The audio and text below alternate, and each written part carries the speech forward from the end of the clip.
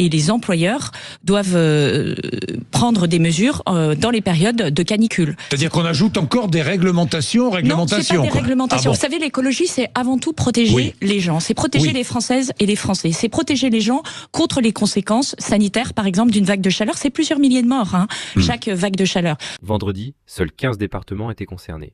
Dimanche, ils étaient 73. Et ce lundi, 84 départements sont placés en vigilance orange canicule. Ce mardi, la situation s'aggrave encore. 16 départements sont désormais placés en vigilance rouge pour canicule. Une première aussi précoce dans l'année. Résultat, près de 1350 écoles publiques ont été fermées ou partiellement arrêtées selon le ministère de l'Éducation. Du jamais vu, selon Agnès Pannier-Runacher, ministre de la Transition écologique. Près de 88% de la population française est exposée. Ce week-end, 46 degrés ont été enregistrés dans le sud de l'Espagne, un record pour un mois de juin. En France, la Méditerranée atteint 27 degrés Celsius à 7, soit plus 3 à plus 4 degrés par rapport à la normale. Et 88% des Français vivent actuellement sous vigilance orange.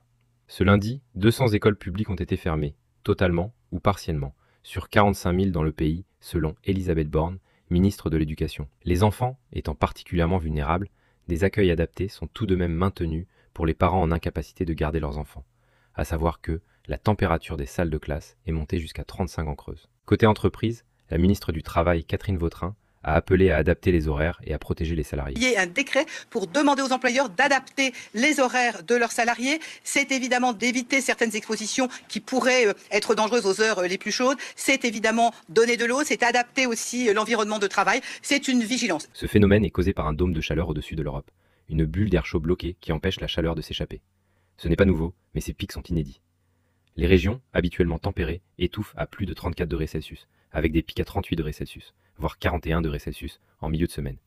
Malheureusement, le corps humain n'est pas fait pour fonctionner au-delà de 35 degrés Celsius. Résultat, maux de tête, vertige, épuisement, voire accident cardiovasculaire. Et ce n'est pas qu'une question de température. Dans l'Aude, un incendie a ravagé plus de 400 hectares à cause d'un barbecue mal éteint. 7 départs de feu, des avions mobilisés, des dizaines de pompiers sur place. Une situation inédite selon le commandant des secours. Le GIEC alerte. Si les émissions de gaz à effet de serre ne diminuent pas, des étés comme celui-ci pourraient devenir la norme. Ce n'est pas qu'une météo pénible, c'est le reflet d'un dérèglement profond. Et on doit s'adapter aujourd'hui, collectivement. Voici 6 gestes simples pour limiter les risques cet été. Fermez les volets dès le matin. Restez à l'ombre et au frais. Hydratez-vous très régulièrement. Mouillez votre peau. Évitez les efforts aux heures chaudes, autrement dit entre midi et 16 heures. Vérifiez l'état des plus vulnérables autour de vous. Chaque geste compte, même celui d'éteindre un barbecue. On ne changera pas le climat seul, mais on peut s'organiser, s'adapter et exiger mieux. Nous sommes Kiléo, le premier compte pro éthique français. Ouvrir un compte chez nous est une manière d'agir pour le climat par vos choix économiques.